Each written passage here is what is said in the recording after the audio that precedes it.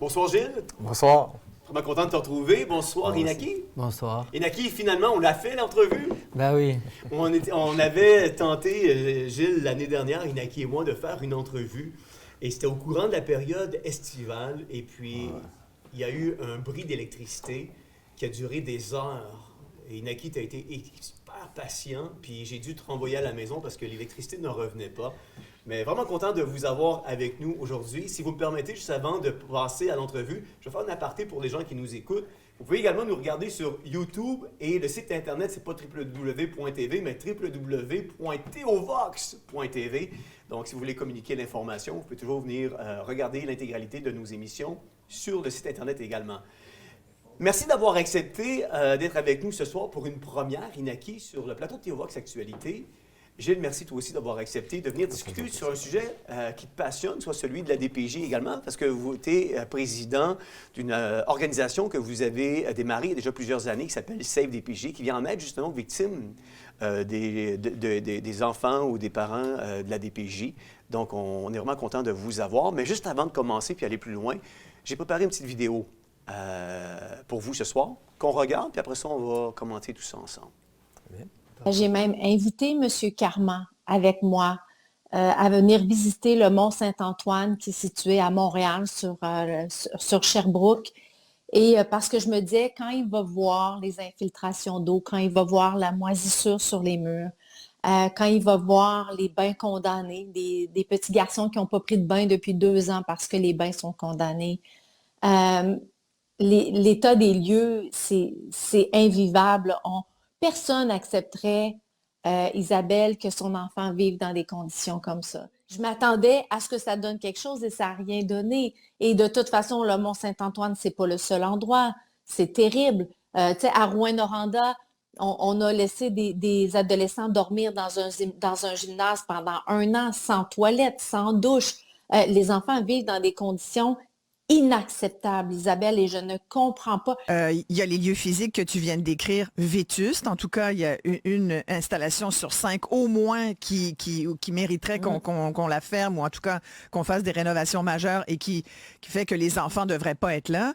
Mais il y a aussi toutes les mesures de contention, entre autres. Je parlais tout à l'heure de punition, des chambres d'isolement qui ont l'air de véritables prisons, cellules de prison. On parle d'une augmentation de plus de 70% du recours à des mesures de contrôle et de retrait? Il y a un petit garçon de 7 ans dans les Laurentides qui a subi plus de 300 contentions en une seule année. Attends, à 7 ans? Il a 7 ans et à plus de 300 reprises, 337 reprises en une année, on a utilisé la force physique pour le maîtriser, le tenir au sol et la plupart du temps pour l'amener en isolement, en salle. Moi, j'appelle ça une cellule d'isolement parce que ça ressemble à une cellule. Quand on est en perte de contrôle, quand on est en détresse et que la seule chose qu'on fait, c'est de nous mettre en isolement avec une porte verrouillée de l'extérieur, c'est vraiment difficile à vivre. En prison, les détenus vont tous vous dire à quel point c'est marquant pour eux, comment c'est difficile à vivre quand on les met au trou, ce qu'on appelle le trou. Donc, de voir qu'au Québec, on fait subir ça à des petits-enfants, c'est vraiment alarmant. Ça va laisser des traces profondes dans leur psyché, dans leur cœur. Si nous, on faisait ça avec nos enfants, on nous retirerait nos enfants. Si le voisin voit ça, il va appeler la DPJ, là. Crois-moi, c'est sûr. Imagine là, un petit enfant qui est à l'école puis qui raconte que son parent, chaque fois qu'il est tannant, il l'envoie, il l'enferme, puis il barre la porte de l'extérieur, puis il fait des contentions physiques. Je peux vous dire qu'on va lui retirer son enfant. Complètement. Mais ce qui est encore plus, pour moi, qui est d'une tristesse infinie, c'est qu'on oublie que ces enfants, Isabelle, ont subi des traumas. Oui. Les enfants qui sont en centre de réadaptation, en centre jeunesse, ont subi de la violence corporelle, ont subi de la négligence grave, mettant en péril leur développement. C'est des enfants qui ont passé des années à vivre dans des contextes de violence conjugale. On a plus de 3000 enfants l'année passée qui ont subi des agressions sexuelles. C'est des enfants qui sont en souffrance, qui ont besoin de soins. Et quand ils expriment leur souffrance, leur détresse, on les prend et on les met au trou. Au Saguenay-Lac-Saint-Jean, je suis allée là-bas donner des conférences. On me disait que juste cette année, on a ouvert 4 unités permanentes où on entasse les enfants. Qu'est-ce qui se passe? Gilles, c'est quoi tes impressions quand tu entends une vidéo, là, que ça fait pas des lunes, là. Ça a été tourné, ça, il y a quelques jours, là, à peine, là. C'est quoi tes impressions quand tu entends ça, tu sais, qu'on on met des enfants au trou, puis tout ça, on barre la porte? Bien, je suis estomaqué, mais surtout estomaqué de voir que ça n'a pas changé depuis des années, des années et des années. Nancy Drolet, qui est la mère, qui est la porte-parole ou qui est responsable, si tu veux, ou la porte-parole de la Fondation des enfants de la DPJ, elle dit que c'est quelque chose qui traîne vraisemblablement depuis 2006. Elle va aussi loin que 2006, là. Oui, définitivement. En 2006, je me souviens qu'à la CDPJ, on est allé rencontrer un jeune homme à Saint-Jérôme. Il y avait un centre d'accueil à ce moment-là. Et puis, c'était un jeune homme de 11 ans. En fait, il avait 9 ans quand il est rentré là. Et puis, c'était tellement vétuste comme endroit. Là. Ils l'ont fermé par la suite. Là. Ça, c'est un des rares. Là. Et ils l'ont transformé en centre de réadaptation pour d'autres choses. Mais c'était effrayant à l'époque. Et on parlait d'envoyer un enfant au trou. Bien, ça existait déjà à l'époque. Là. On imagine. Puis si l'enfant était trop turbulent, il y avait droit, dans le cas d'un jeune, entre autres, je me souviens très, très bien, à 9 ans, on lui donnait 3 doses de Ritalin le jour puis une dose de Valium au coucher. C'était ça, là. Puis quand la dame me disait, Mme Maréchal disait, bien, si on faisait ça à nos enfants, on leur enlèverait leur enfant. Oui, c'est ça. On traite pire des fois les enfants de la DPJ que les enfants qu'on va chercher pour la DPJ. Et c'est ça qui est estomaquant, parce que on parle avec l'article 38 de la Loi de protection de la jeunesse de sécurité et développement de l'enfant. Bien, dans ce cas-ci, la sécurité est vraiment compromise. Oui. Tu sais, on parle de protection de la jeunesse, système de protection de la jeunesse. Puis les enfants sont pire traités là que dans leur propre foyer. Absolument. Inaki, toi, tu es un enfant de la DPJ. Peux-tu nous raconter ton histoire sur comment tu t'es retrouvé dans le système de la DPJ? C'était avec mes parents. Il y avait beaucoup de problèmes avec ma belle-mère. Il y a eu trop de problèmes. J'allais à l'école, j'avais des bleus sur le corps. Je rentrais à la maison, je me faisais frapper. C'est arrivé que mon père, il me laisse frapper par terre, puis il me laissait là après. Je rentrais à l'école. J'avais dit qu'un jour, il allait avoir des problèmes. Ça s'est passé. Il y a une soirée, je suis parti chez le voisin avec des traces de sang sur le visage, des yeux au beurre noir. Et après ça, j'étais allé chez mon ami. Puis là, la police sont venus, puis ils m'ont fait rentrer dans le DPJ. Peux-tu nous parler de ce que tu as ressenti lorsque tu étais sous la responsabilité de la DPJ? C'est beaucoup d'oppression, beaucoup de... Tu peux pas t'exprimer. En fait, même si tu as une TS qui s'occupe de toi... Une TS, tu veux dire une travailleuse sociale. Une travailleuse sociale qui est supposée t'aider, supposée te soutenir. C'est comme si elle, c'est ton avocat, elle va te défendre, peu importe ce qui va arriver. Mais elle te défend pas, elle n'écoute pas ce que tu lui dis, elle n'écoute pas tes besoins. Elle se fie aux adultes qui sont dans le DPJ, qui vont parler. Mais si l'adulte, il parle contre toi, elle va écouter lui, elle n'écoutera pas ta version. Donc, tu n'as vraiment aucun moyen d'écoute, aucun moyen de parler, ni de te défendre. Tu n'as aucune valeur, aucune parole à dire. Toi, tu as subi des sévices avant de te retrouver au sein de la DPJ. Une fois dans la DPJ, tu as vécu des choses... J'imagine que tu as subi des sévices. Quel type de traumatisme ou de sévices tu as subi? Quand je suis arrivé dans le DPJ, j'ai réalisé que j'aurais préféré rester chez moi, en fait. Ah oui? J'aurais préféré rester chez moi parce que c'était moins pire que d'être bloqué chez moi. Même si je prenais des coups, je pouvais parler quand même. Dans le DPJ, je ne pouvais pas.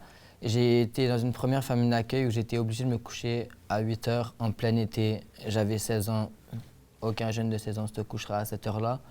Quand je l'ai dit qu'on avait des problèmes à cause de ça, ils m'ont envoyé en centre jeunesse directement. Ils n'ont pas posé 20 questions, ils m'ont dit tu vas aller en centre jeunesse. Je suis rentré en centre jeunesse et là, c'était la catastrophe. C'est pas des chambres qu'on a, c'est des cellules. On a un lit avec un matelas peut-être grand comme ça, qui est super dur. À tous les matins, c'est l'armée, tu dois te lever à... C'est 7 heures, tu es levé. Tu dois faire désinfecter avec du vinaigre toute ta chambre, refaire ton lit parfait. S'il y a un pli, il le lève, il rejette tout ton lit, tu recommences, tu manges dans ta chambre, tu restes la journée dans ta chambre.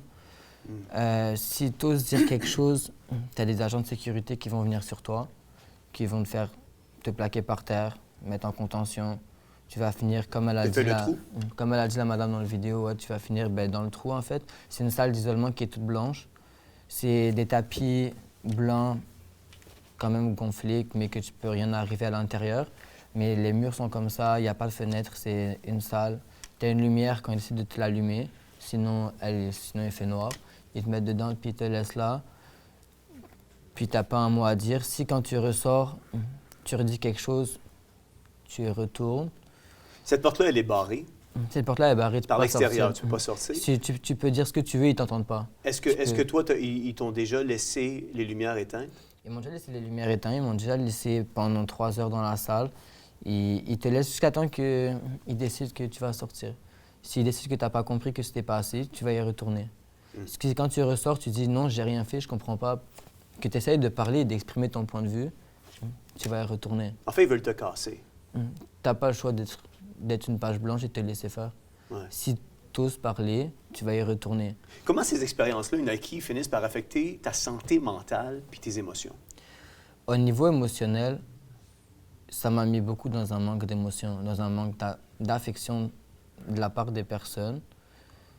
J'étais capable de le comme redévelopper sur un long terme, mais ça m'a détruit vraiment intérieurement, mentalement. J'ai de la misère à m'exprimer encore de temps en temps.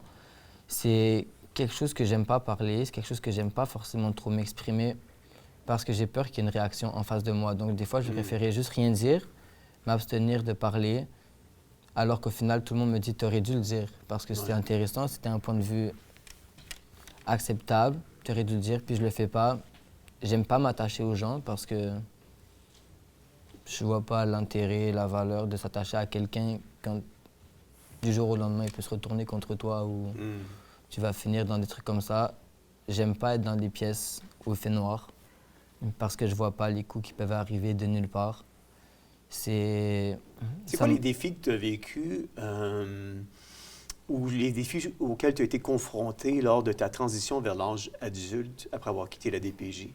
Est-ce que tu sentais que tu étais prêt maintenant à faire face au vrai monde ou au monde adulte? En vrai, quand j'ai quitté le DPJ, on m'a pas aidé. On m'a pas donné de tu vas le faire. J'ai eu la chance de tomber sur une famille d'accueil qui était vraiment là derrière moi. C'était la dernière que j'ai faite parce que j'en ai fait une avant de rentrer en centre jeunesse. Je suis rentré en centre jeunesse pendant à peu près 1 an. Ensuite, je suis allé en foyer de groupe.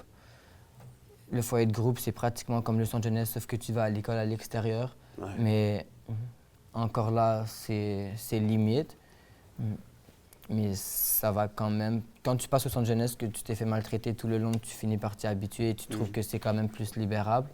Après ça, je suis retourné en famille d'accueil, chez une famille d'accueil que très, très, très traumatisant. Honnêtement, je ne souhaite à aucun jeune de tomber sur ce genre de famille d'accueil. Ouais. C'était... T'es arrivé à l'école, ton lunch, c'est 3 biscuits au beurre achetés chez Dollarama, dans la boîte qui coûte $1 puis qu'il y en a 25. Il y avait une jeune qui était handicapée qui se faisait laver au tuyau d'arrosage dehors, alors qu'on pouvait simplement lui dire « va prendre ta douche ». Moi, je lui disais « va prendre ta douche puis à y aller ». Ils ne comprenaient pas pourquoi elle ne les écoutait pas. Moi, je suis en mesure de comprendre pourquoi elle ne les écoutait pas. Ouais, c'est une question d'approche, c'est une question de politesse, c'est une question de demande. Après ça, il y en a, ils vont dire ils sont bien éduqués parce qu'ils sortent de là-bas. Non, tu es bien éduqué parce qu'on s'est éduqué tout seul, en fait. Ouais. En fait, j'ai vu ce que les gens dehors y représentaient et j'ai voulu rendre des sourires. Parce que pas parce que moi, je souris pas que, justement, c'était trop renfermé que j'ai voulu faire sourire les gens. Donc, j'étais prêt à aider. C'est ça qui m'a éduqué. Et chaque gens va s'éduquer de sa manière, mais il y en a qui ne sont pas capables. Comme mon frère qui était au DPJ, il est sorti à 18 ans. Il a fini en prison. Moi, j'ai eu la chance de réussir à me développer puis à avancer. Ouais. parce que j'ai ma dernière famille d'accueil qui m'a vraiment motivé, que je suis rentré à l'école, j'ai terminé mon école. Mais on n'a pas tous cette chance-là. Mon frère est rentré en centre de jeunesse à la fin, retourné en famille d'accueil, ils l'ont laissé comme ça, puis il a fini en prison aussi. Alors... Est-ce que tu dirais aujourd'hui, rapidement, que tu as encore des séquelles de ton passage à la DPJ? Ça a été marquant. Honnêtement, je me rappellerai tout le temps. C'est tout le temps des... J'en ai des souvenirs. C'est comme si un jour tu prends un accident de voiture, tu vas t'en rappeler toute ta vie. C'est des souvenirs qui vont ressortir quand... Comme moi, j'en ai eu un accident, ces souvenirs-là, ils ressortent tout le temps. Puis le DPJ, c'est la même chose. Des fois, tu vas arriver dans une situation, puis tu vas te rappeler de la même chose. C'est pour ça, justement, que des fois, je parle pas, j'ose pas développer ni parler, parce que c'est justement ce qui se passait au DPJ, puis ça vient faire des blocages, puis ça marque, c'est des rappels de « Ah, si tu fais ça, tu pourrais arriver ça ». Fait que tu évites d'aller plus loin, alors que tu devrais, logiquement, t'exprimer. Gilles, comment on explique l'inertie du gouvernement face à ce qui se passe actuellement au sein de la DPJ? C'est dur à expliquer. C'est dur à expliquer. C'est simplement parce que c'est un problème qui est complexe. Et le gouvernement, comme c'est lourd, c'est complexe, hésite à aller dans cette zone-là. Est-ce que tu dirais que le gouvernement est lui-même coupable de maltraitance envers les enfants québécois? Bien, moi, je crois que oui. Parce qu'à partir du moment où tu ne fais rien, tu vois ce qui se passe, bien, tu es coupable d'être inactif dans une situation comme ça. Et donc, tu acceptes que ça se fasse. Si tu acceptes que ça se fasse, tu es coupable. Je vais même aller une étape plus loin, Gilles. Est-ce qu'on pourrait qualifier la DPJ de violence institutionnelle? Tu sais, est-ce que les enfants de la DPJ sont les nouveaux enfants de Duplessis de notre époque? Je crois que oui. Je crois que oui. Et ce n'est qu'une question de temps, selon moi, avant qu'il y a des poursuites qui se fassent comme celle des enfants de Duplessis. Actuellement, si ça n'a pas encore été fait, c'est tout simplement qu'avant l'histoire de la petite fille de Granby, tout le monde avait peur de parler, à commencer par les journalistes régionaux, même les grands quotidiens. C'est un sujet délicat, il ne faut pas trop parler de DPJ, on peut se faire taper ses droits. Tout le monde marchait sur les œufs. Et à partir du moment où ça s'est arrivé, bien, je parle de l'événement de la petite fille de Granby, tout le monde, les langues se sont déliées tout d'un coup et les gens ont arrêté d'avoir peur et ils sont mis à dénoncer, à dire « il s'est passé ça, il se passe là, il se passe ça, il se passe ça ». Et à ce moment-là, les langues se déliant, les gens, à un moment donné, vont arrêter d'avoir peur aussi. Parce qu'il ne faut pas oublier que là, je parle des journalistes, mais les gens eux-mêmes, tu sais, quand tu as été maltraité par la DPJ, puis tu as toi-même des enfants, tu peux avoir peur que tes enfants puissent être tagués, comme on dit, de la DPJ, puis avoir du trouble. Donc, tu n'en parles pas trop. Si tu as été, si c'est fini, tu dis, écoute, c'est comme, je vais aller loin, mais pour moi, une femme qui s'est fait enlever son enfant alors qu'elle n'aurait rien fait, et ça, il y en a. Il y en a, on en a vu à la CFDPJ, où c'est des trucs vraiment mineurs qui n'auraient pas nécessité qu'on enlève son enfant. C'est presque vécu comme un viol. C'est tellement traumatisant qu'on veut juste plus en parler. On veut juste plus en parler. On veut juste s'en sortir puis continuer à faire sa vie. Alors, quand tu leur dis, on va faire un recours collectif, on a déjà essayé à la CFDPJ de partir un recours collectif, je crois que c'était dans les années 90.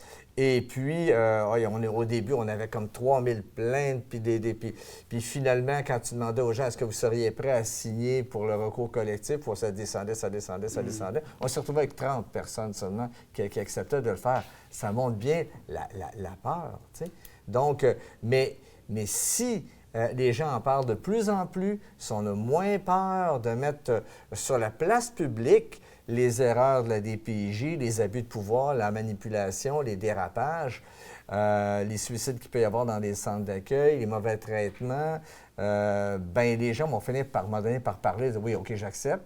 Et c'est là qu'on va probablement se retrouver avec des poursuites et ça risque de nous coûter cher collectivement, à la fois financièrement, après nous avoir coûté cher humainement. Absolument. Il y en a encore trop des enfants comme Inaki qui passent dans le système. On dirait qu'il y a un accroissement de maltraitance qui sort de plus en plus dans les médias par rapport à la DPJ. C'est pas normal qu'une travailleuse sociale ait tout ce pouvoir-là à son âge, à un bas âge, avec aucune expérience. Oui. Qu'est-ce qu'on aurait, en terminant, Gilles, en 2-3 minutes, qu'est-ce qu'il faudrait faire pour pouvoir réformer le système de la DPJ? Parce qu'il n'y a plus personne, il n'y a plus un Québécois qui a confiance en ce système-là. Là. C'est sûr. Écoute, il y a certains éléments clés qu'il faudrait regarder. Tout d'abord, l'imputabilité. Il faudrait rendre les agents de relations humaines de la DPJ, le ARH, puis les travailleurs sociaux, dits TS, parce que ça ne sont pas tous des TS. Là, non, je comprends. Il faudrait les rendre imputables de leurs gestes, qui ne puissent plus se cacher en arrière de l'institution. Ça serait un gros morceau. Un pas de géant. Un pas de géant. Le jour où on arrivera à ça, ça sera un peu, si je peux faire la comparaison entre les policiers puis que tu peux poursuivre en déontologie, par exemple. Tu sais. Ouais. Policière. Là, tu peux même pas faire ça, le DPJ. Là, on oublie ça. Le seul temps où tu peux le faire, c'est si ta travailleuse sociale est membre de l'Ordre des travailleuses sociales du Québec ou l'éducatrice est membre de l'Ordre des psychoéducateurs et éducatrices du Québec. Là, tu peux les poursuivre à leur ordre professionnel. Mais c'est pas facile, là. Non, c'est sûr. Fait, ça, là, quand on va avoir réglé ça, là, on va avoir déjà fait quelque chose d'extraordinaire. Puis, je vais rêver un peu. La nouvelle Charte des droits de l'enfant, mais j'ai l'impression qu'elle n'aura peut-être pas beaucoup plus dedans que le projet de loi 37 sur le commissaire aux droits de l'enfant et de la jeunesse. Non. T'sais. Non, mais merci beaucoup pour ton intervention. Naki, merci d'être passé. Merci d'être venu. On est vraiment fiers du jeune homme. Tu es rendu à quel âge, Naki? 23 dans une semaine. 23 dans une semaine. On est rendu fiers du jeune homme que tu es devenu, malgré ton passage qui a été un petit peu chaotique dans ta jeunesse. Mais de voir aujourd'hui que tu travailles, que tu as un avenir, que tu es heureux. Oui, il y a des séquelles, mais tu as fait la connaissance du Seigneur Jésus-Christ toi-même et tu vois que c'est un rempart extraordinaire. Il change les vies, il transforme les cœurs, il donne un sens à nos vies. Alors que nos vies étaient brisées, il nous rapièce, il nous reconstruit, il nous remodèle pour une vie bien meilleure par la suite. Ça nous permet de développer. Absolument. Merci beaucoup d'avoir été avec nous. Merci Gilles pour ton intervention ce soir, c'est grandement précieux. Vous voyez, ces histoires-là d'horreur au sein de la DPJ, il y en a encore beaucoup trop, beaucoup trop. Il y a beaucoup trop d'enfants qui sont victimes et c'est un secret de polichinelle. Maintenant, tout le monde le sait. Ça sort dans les médias régulièrement. Ça sort ici. On a Martine Janson qui nous en parle régulièrement. On a Gilles qui vient nous en parler parce qu'il est président d'une association qui s'appelle Save DPJ qui vient en aide aux victimes de la DPJ. On donne encore trop de pouvoir à ce qu'on appelle les travailleuses sociales. Gilles le dit, si on pouvait juste avoir un code de déontologie, les rendre imputables, ça serait déjà une nette amélioration. Moi, je pense qu'on devrait réformer, le système de la DPJ au complet et penser justement à toutes ces victimes-là qui sortent de ce système-là année après année.